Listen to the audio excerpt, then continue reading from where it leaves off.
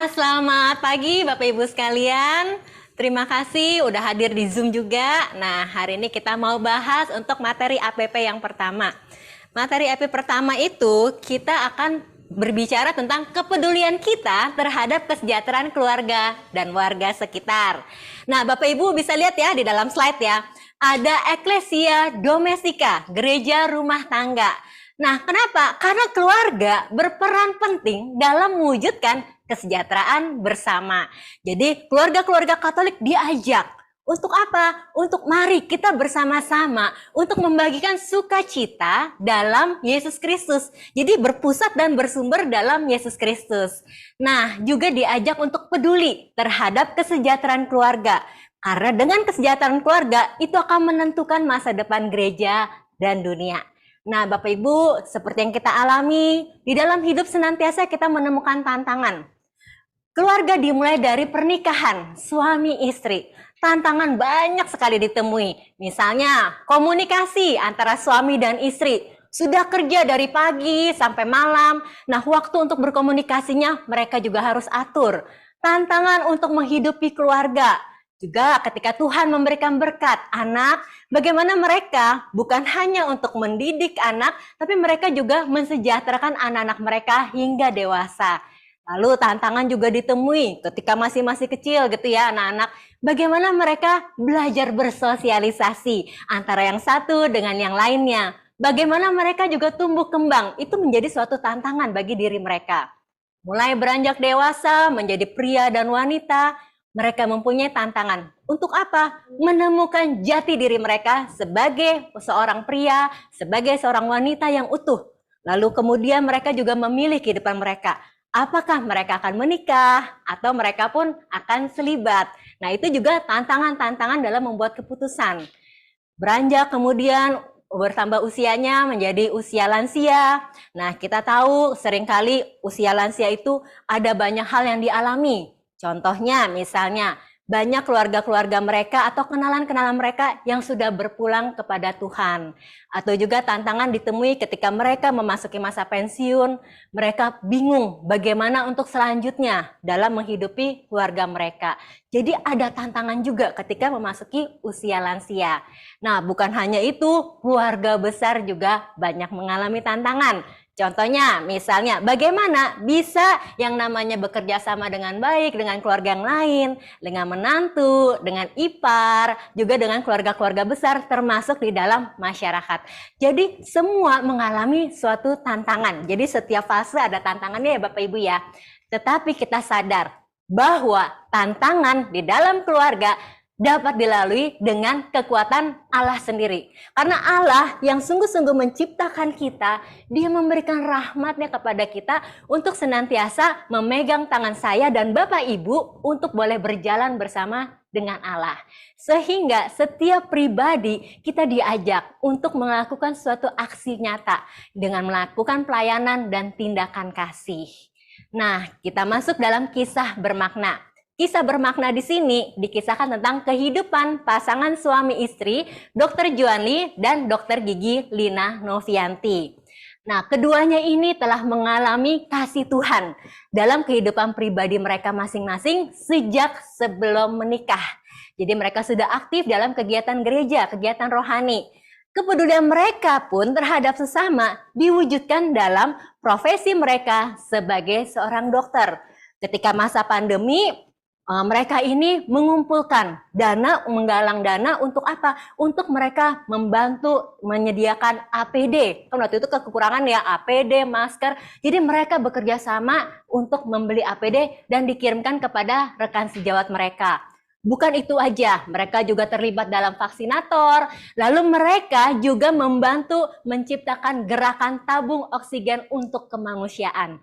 Nah, selanjutnya nilai-nilai kasih dan persaudaraan dimulai di dalam keluarga mereka. Misalnya dengan apa? Dengan berdoa bersama. Nah, jadi anak-anak pun bisa meneladani mereka. Bukan hanya itu, mereka juga dilibatkan anak-anak. Ketika memasukkan APD ke dalam kardus, anak-anak ikut bantuin. Jadi ikut terlibat di dalam keluarga untuk membantu. Nah, tantangan juga ditemui dalam kehidupan pribadi mereka. Kenapa? Karena Dokter Juanli dan Dokter Novi ini punya karakter sifat pemimpin yang sama-sama keras gitu ya Bapak Ibu ya. Tapi ketika mereka sadar, mereka punya jiwa pemimpin yang sama-sama untuk mengatur, mereka belajar untuk apa? Diam, sabar, dan mengalah. Belajar untuk saling mengampuni satu sama lain. Lalu mereka juga ketika dalam pelayanan, ketika dalam kehidupan sosial membantu masyarakat, dalam kegiatan APD dan tabung oksigen, mereka juga mengalami tantangan Bapak Ibu. Mereka pernah mengalami ditipu oleh orang. Bahkan ada juga orang yang mau ngambil kesempatan dengan mengambil tabung oksigen mereka. Tapi kita percaya tantangan itu tidak membuat mereka berhenti di situ, tapi mereka terus maju menyalurkan kasih Tuhan. Apa yang telah Tuhan berikan kepada keluarga mereka, mereka juga mau untuk membagikannya bagi sesama. Lalu prinsip dalam keluarga dan dalam pelayanan masyarakat mereka adalah do your best and let God do the rest. Pegangan mereka ada dalam Yohanes 3 ayat 30. Dia harus semakin besar dan aku harus semakin kecil. Dan nama Tuhan Yesuslah yang semakin dipermuliakan. Dari kisah yang tadi kita bisa belajar bagaimana cinta kasih antara pasangan suami istri harus didasarkan pada kasih Tuhan sendiri yang bekerja dalam setiap diri anggota keluarga.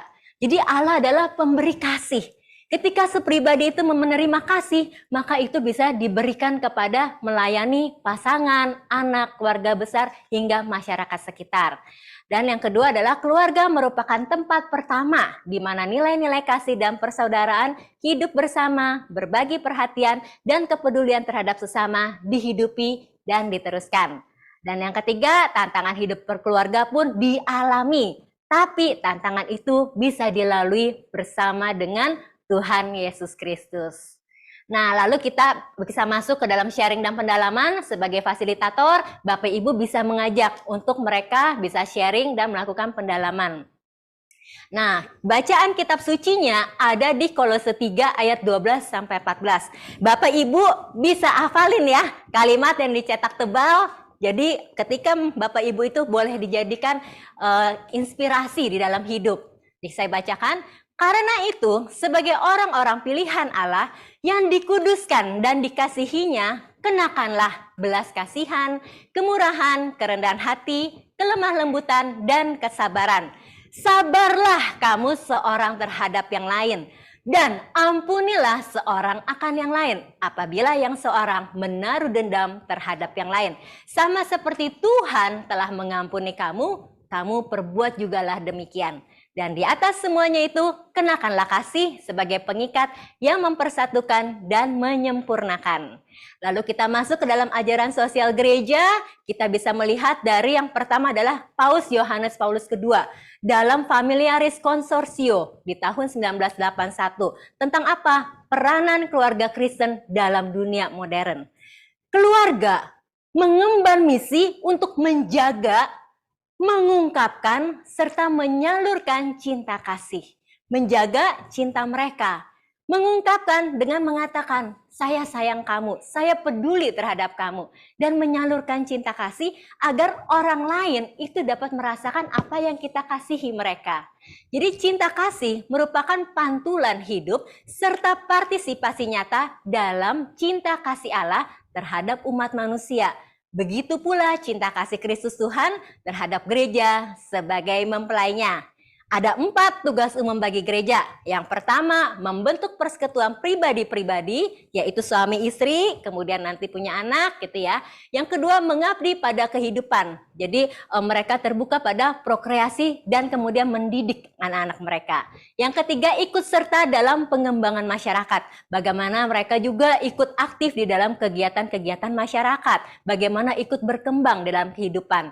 Dan yang keempat adalah berperan serta dalam kehidupan dan misi gereja, yaitu mewartakan cinta Tuhan kepada setiap pribadi. Lalu kita bisa yang kedua, ESG-nya adalah Paus Franciscus Amoris Laetitia 2016. Tentang apa? Tentang sukacita kasih. Di sini dikatakan, kesejahteraan keluarga menentukan masa depan dunia dan gereja. ada banyak kenyataan dan tantangan di dalam keluarga, sehingga misteri pernikahan itu menjadi sangat penting. Kenapa? Karena perkawinan merupakan simbol kasih Allah kepada kita. Dan sesungguhnya Allah sendiri merupakan persekutuan tiga pribadi dari Bapa, Putra, dan Roh Kudus yang hidup selamanya dalam kesatuan yang sempurna. Dan sesungguhnya misteri perkawinan dikatakan Allah membuat pasangan menjadi satu kehidupan. Kasih persahabatan menyatukan seluruh aspek hidup perkawinan dan membantu keluarga untuk bertumbuh terus-menerus. Jadi kasih ini harus diungkapkan secara terus-menerus dengan bebas, dengan murah hati dalam kata-kata maupun di dalam tindakan. Nah, jadi ada 3 hal kata yang perlu digunakan di dalam keluarga, yaitu tolong, terima kasih, dan maaf. Jadi kita belajar ya Bapak Ibu sekalian bagaimana kita mengucapkan 3 kata hal penting ini di dalam kehidupan kita pribadi. Lalu selanjutnya dari Paus Fransiskus juga itu dari Fratelli Tutti tahun 2020 tentang persaudaraan dan persahabatan sosial. Jadi keluarga merupakan tempat pertama di mana nilai-nilai kasih dan persaudaraan bersama dan berbagi perhatian dan kepedulian terhadap sesama dihidupi dan diteruskan. Jadi belajar dari keluarga, kemudian dari keluarga itu mulai diteruskan kepada sesama.